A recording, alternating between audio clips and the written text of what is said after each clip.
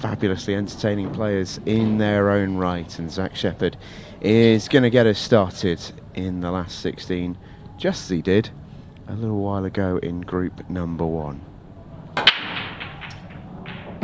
It's the worst possible start on the break for him. He's so frustrated with that. That's a very controllable error, straighting off in the top corner pocket. And he makes a bit of a habit, really, of sort of having a really sort of detailed pre-shot routine on his break. It's almost specifically designed to avoid moments like that. Very frustrating as a player when you do that, certainly to start off a night. If you do that in any frame, it's very, very frustrating. And how often in the Champions League do we see the first frame of the night set the tone for a player? Obviously Zach will be hoping that isn't the case here, but he's given Aaron Davies a golden opportunity to start with a reverse clearance and have the break to back it up.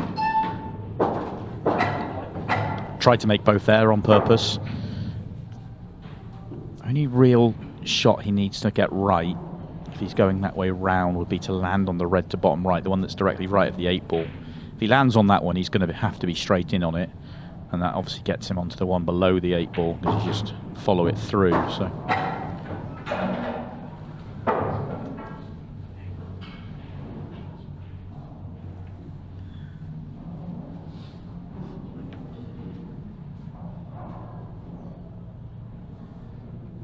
well, he's on this one now.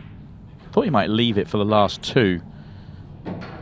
He's going to go a different way around and get rid of them. They're the hardest 2 balls on the table, so that makes an awful lot of sense. If he lands on the next ball from here, he should give himself a pretty comfortable window to the 8 ball.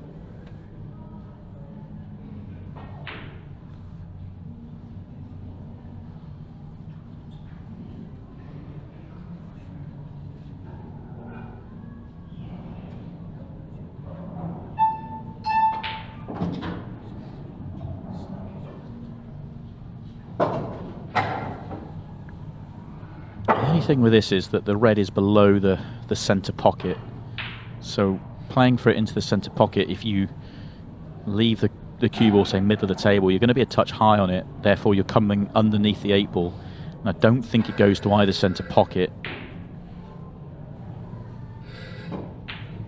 I think that's why he's playing twice across for the corner, and he's a long way short. Does this clip back? I don't think so.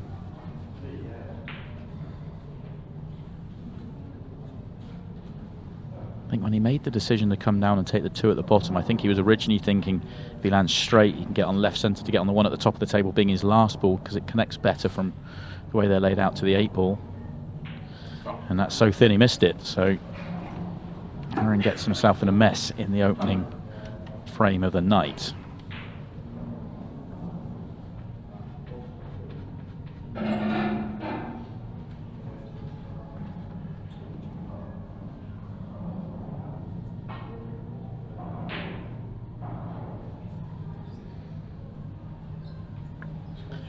Interesting decision on where to place the cue ball with cue ball in hand. Anywhere on the table, of course. It's a temptation to put yourself on the one on the right-hand cushion. Also a temptation to get rid of the 2 at the top of the table and work your way down. Really isn't a right or wrong in this situation. It's just how the player sees it.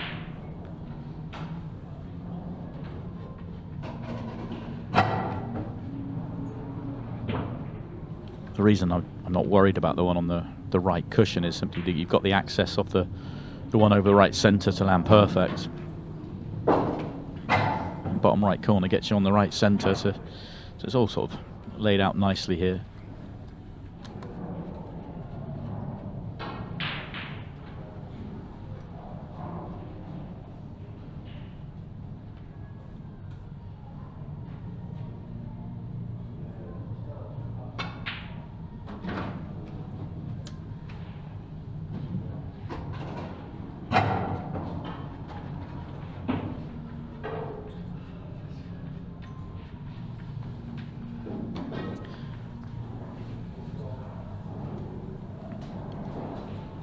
I don't think the yellow nearest the 8 ball goes left centre.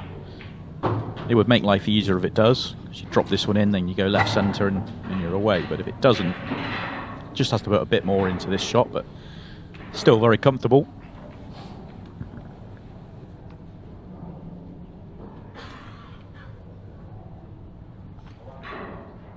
Felt like this is the only ball that could go wrong from here.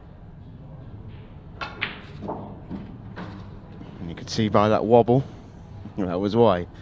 Played it well.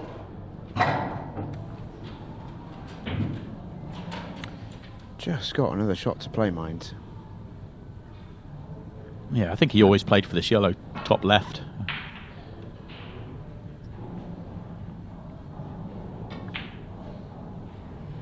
Yeah, he's played it nicely.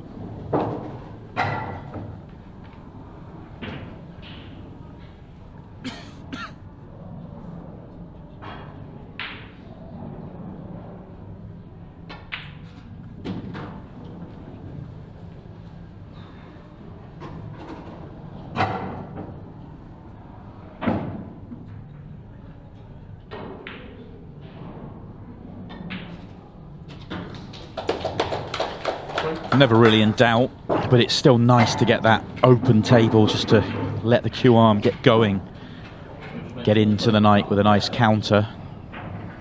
Very little traffic, if any, on the table, and you never want it to play out that way, but if you can get that sort of opportunity, it makes you feel good. And obviously it's a frame that, you know, it's a 𝗪𝗪𝗃𝗃 break, so he's, you know, in his own mind he's meant to win that frame, but he didn't have a particularly good break, but he got the mistake from Aaron, and that also plays into the Welshman's hands a little bit as well. Aaron Davies to break. Trailing 1 frame to 0.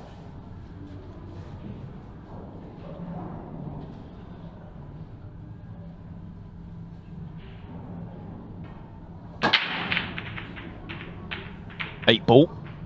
Oh, not quite. Oh, messy layout. Sort of layout you get when you made a mistake in a fairly open first chance of the night.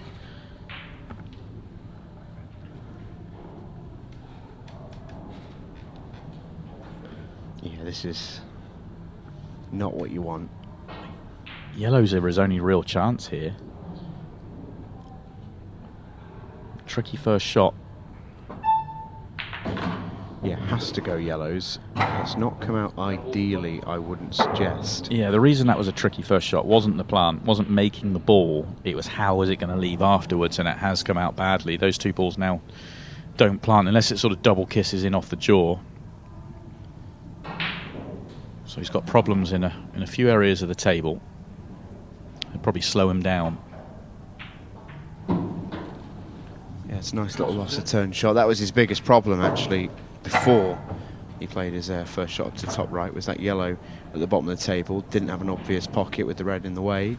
So plays a successful shot to get himself the best colour set, and then takes one of Zach's off the table for good measure. It's not the world's worst visit for Aaron Davies. He's very much ahead in this frame. He's actually worked pretty hard to find a way to overtake him. He is a really, really creative player, though, 𝗪𝗪𝗃𝗃, a very underrated sort of shot maker. And that brain will be whirring right about now, because he's going to have to seriously find something special. I like slowing it down. Maybe play the loss of turn, get the yellow in nearest the right centre. Oh, he didn't in the end. I'm surprised at that. I mean, there's no benefit to keeping that yellow on the table, giving Aaron another ball to have ammunition with.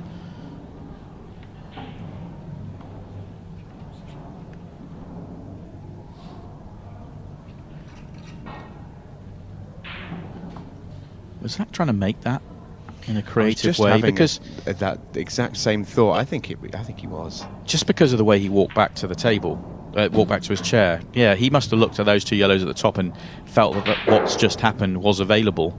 Therefore, if he plays the loss of turn and leaves the yellow one at the bottom, he's giving Aaron a chance, which is why he didn't play it. Very good shot from Aaron to get that yellow to drop, mind. Now this is quite nice as well, because he's... Well, it depends on how he wants to work it, but he's got a couple of balls on the left-hand side. They kind of connect quite well.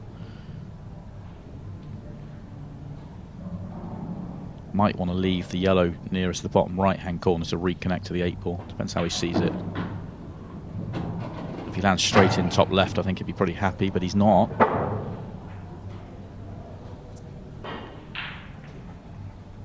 There's the younger Davies, Ryan. Very, very talented cubist in his own right.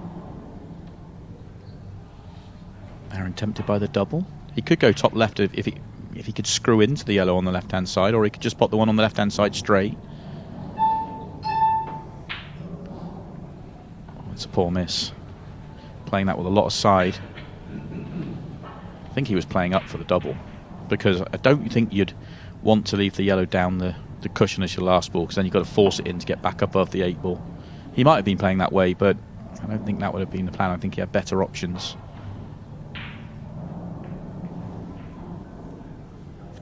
Or do you think maybe he was planning to go yellow top left and he's had to check it up so much because he needed that sort of low angle on it? Because if he plays the natural, white tracks over to the left side of the table and he can't really link the two together. But I think if he does that, then he leaves the one down the cushion and he's got to kind of get the cue ball back out. I suppose he's only got to get it back out middle of the table, so it's not the end of the world. There's a side that forced the miss, that much you can see. You saw it on the replay how much it checked up off that bottom rail. Yeah. Very unnatural. Has that gone wrong for Zach though? Does that red by the yellow still go? Well, if he was playing on it there, he hasn't landed, which he might have been. He might have been trying to play that thin and come 2 cushions to land on it. Caught it a touch thick.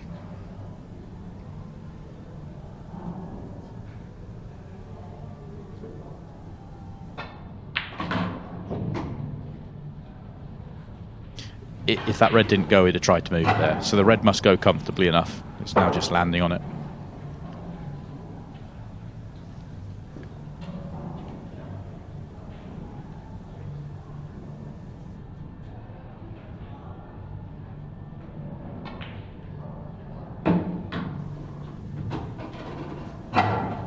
He's played that pretty well.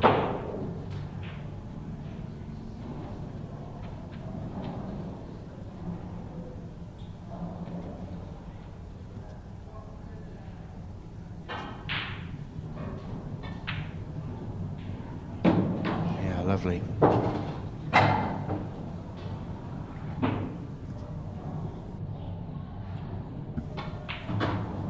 Great start from Zach Shepherd's. 2-0 in front. And Aaron Davies early on here, just as he was when he came through his group, he's under a little bit of pressure. I said in the opening frame that in-off break for Zach, does that set the tone for him for the night? But it's the opposite. The mistake from Aaron not getting out with, for a top pool player, what was a very open layout, the opening layout of the night. He just got one shot wrong, sent him down a path to eventually cost him the frame. That's potentially set the tone for him tonight. Mistake in both frames so far.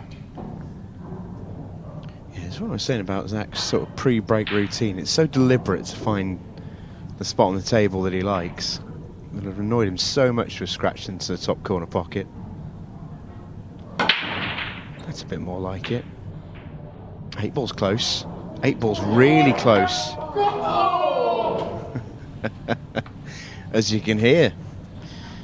Yeah, but now that's over the pocket. It's dry, but it's not the end of the world here. It's a great result for Zach. Yellow and a red by that corner pocket, which is such bad news for Aaron, who has to chase. 6 minutes left. This is tough to win this frame from here. He had to turn that over to try and make the red. Didn't make it.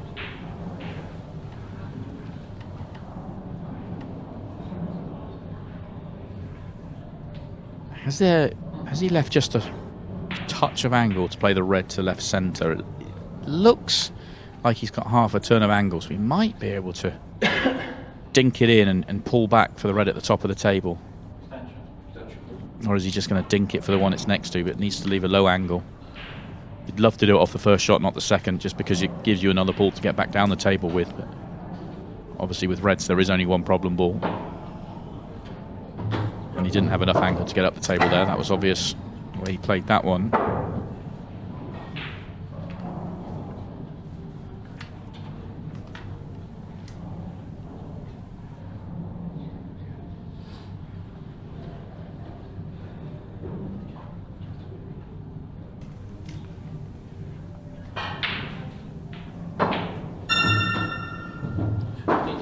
Oh, you'd love Now, a little bit more. Yeah, being short here, it's the pot's obviously a little bit trickier, but it's not the pot that he's considering here. You've got to have full control of where the cue ball's going.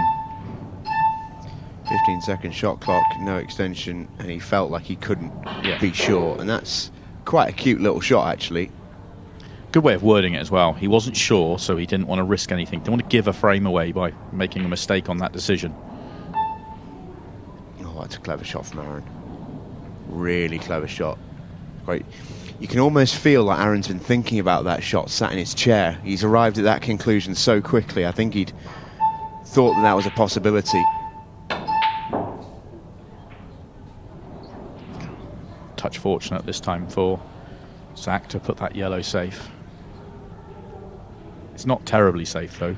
But yeah, Aaron will fancy these. You've got to. It's what ball does he play on after this? Oh, he's got enough angle to force it up, but he had to force it. And that's caused the miss.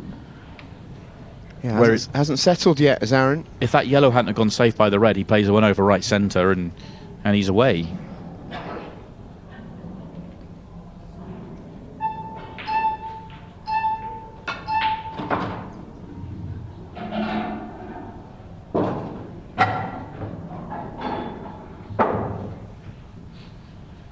I think Zach might be doing a little bit of clock management here.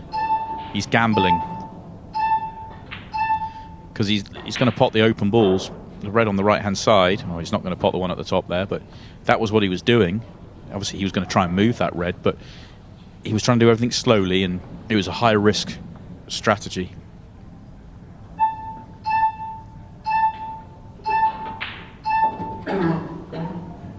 If you'd never seen before tonight Aaron Davies cue a ball, yeah, he really does cue it that far over.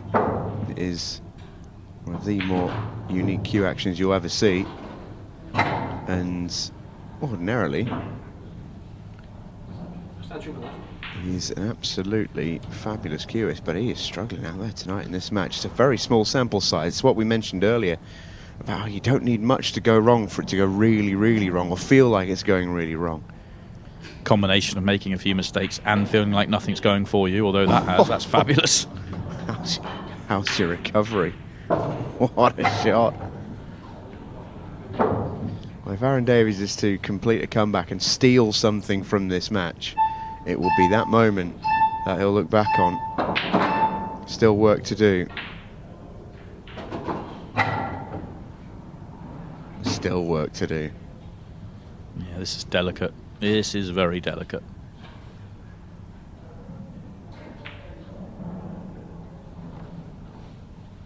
Yeah, cue ball was running as well. Didn't have the two yellows, I don't think, really independently to the bottom right either, so had to be in that sort of top right quadrant of the table, and it was just such a problem.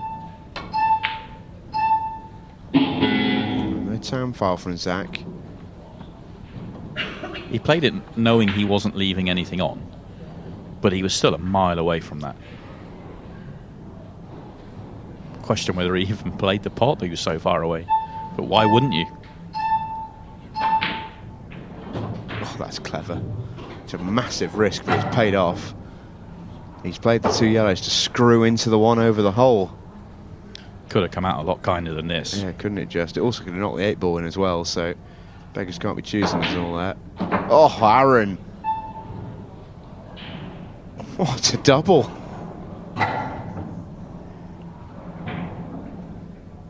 He couldn't, could he? Oh my goodness. Wow. So he made the two shots where he was on nothing and misses the ball he was on.